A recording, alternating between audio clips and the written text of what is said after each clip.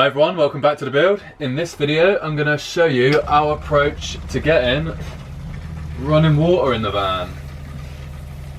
So I've got all of the parts near me and I'm going to go for a multicam approach. So I'm going to speaking to you there, and I'm also going to have the GoPro here. Cool. Okay, so the water system, what we're going for, what we've got, here's the pump. We've gone for a Sureflow pump. It's 20 psi, which I believe is on the lower end when it comes to 12 volt pressured pumps, but we don't need it to be high pressure. I will show you all of this here, hopefully it picks it up. And then here is the accumulator. So we've gone for the C-Flow accumulator tank. It's a 0.75 litre volume with a max pressure of 125. Again, I believe this is on the lower end. And then the water filter we've gone for is a Whale Aquasource Clear water filter. It's kind of long, it's pretty awkward. I know you can get smaller ones, so we're going to have to be strategic in how we place this so we don't have a lot of bending tube that goes into the water tanks. I think this was about £12.50. Do you know what, I can't remember the price. I think the accumulator maybe was like £60–70. The pump maybe up there again, £50–60. And then lots of little bits. So to connect it all, we've primarily, the tubing that we've gone for is 12mm. So I've got two bits of this 12mm tube.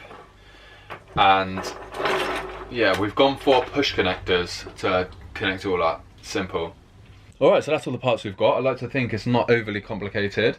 So I've laid it out all on the table in order so you get a bit of a better understanding as to how it looks. I'll explain it, hopefully it won't be too boring. I'll try to be quick. So you can imagine this here is a water tank. And then we've got some 12mm tube that goes from the water tank and feeds into a push connector. So this is a corner push connector. And then I need to cut off some pipe to go from this push connector to this valve, and I've attached push connectors, again 12mm push connectors onto the valve, either end. It's a screw-on one. And then the water filter feeds into the valve. This water filter comes with ends that can simply be pushed into one of these 12mm push connectors.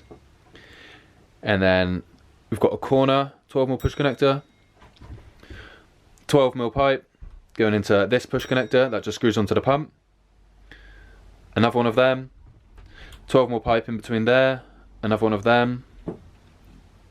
Again, another 12mm push connector that you just simply screw on. And then 12mm pipe goes in between these. Then you've got the valve there, which again, a screw-on push connector goes on either end. And then a bit of 12mm pipe there, because now we want the pipe to go up into the tap. So we've got a corner piece. So we've got the 12mm pipe that goes into this brass T connector. So we've got 1/2 inch male either side, and this is a 3/4 inch female. But I couldn't find the exact one what I needed. So basically I bought this 3/4 inch with a 12mm push connector in that goes in there, and then the tap simply feeds on either side there. So that is it in a nutshell. Hopefully that wasn't too boring and makes sense, and yeah, we'll get that screwed on. And we're going to put the accumulator sideways. I've looked online and it says you can do that, which is cool. So again, we'll have a corner connector going into the water tank, which is going to sit in here.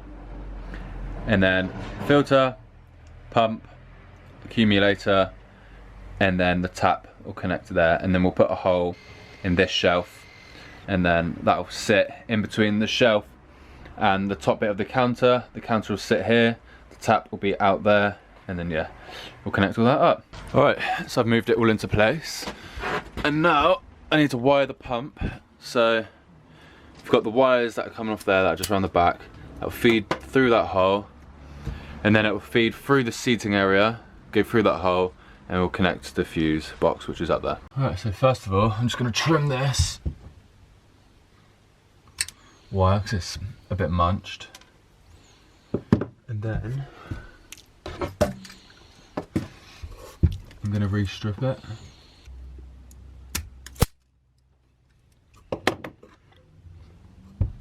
So I'm going to thread the wire into the connector. And then thread the pump wire and crimp it. Alright, so there the wires connected up. And then I'm going to thread the wires through the hole, because we need to see how much wire we need to use to get it to the fuse box. So yeah, the wires is going to go through this seating area and then straight into this hole. Like that. We're going to add a switch up there, and then we're going to put the switch about here, and then that wire is going to go back down, out through that hole, and then into the fuse box there. Right, so when I thread the wire through as to where the switch would go, here, there isn't enough of the 1.5mm wire, so I'm just going to have to extend it. We don't have any red insulated wire, so we're going to have to use black insulated wire, which isn't an issue. Obviously we know what it's used for, and it's just going to go, yeah, it's just an extension of the positive for the switch, so it's no big deal.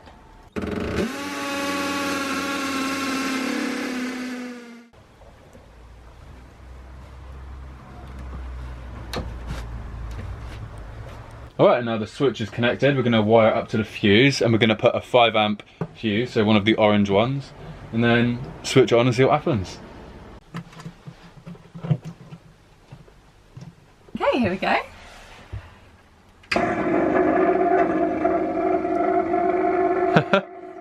That's a weird noise. Right, let's turn that off. Right, sick. So it works.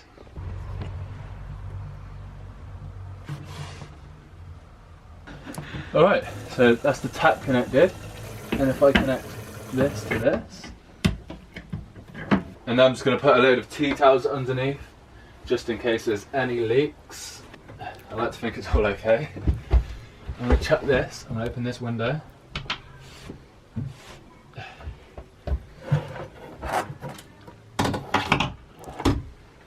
Put the tap outside. And then fingers crossed.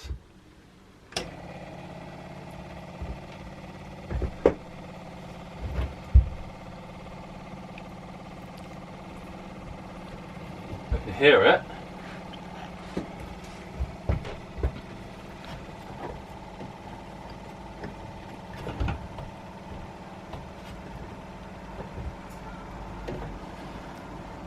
Alright, so no water was being drawn in, so I played about with the valves, you know, just to see if it was a simple mistake there.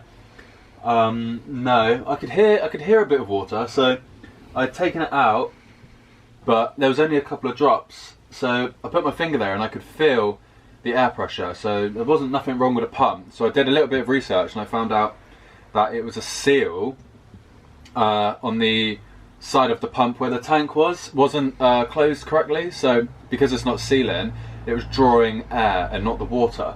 So the issue was just above the filter, the 12mm tube just needed to be pushed into one of the connectors a bit better. And that's all done. So now let's turn it on.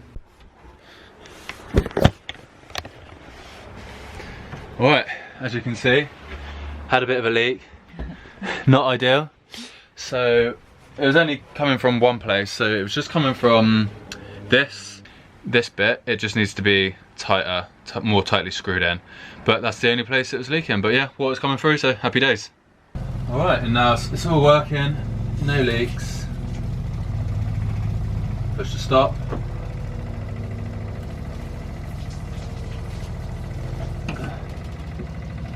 And that is that.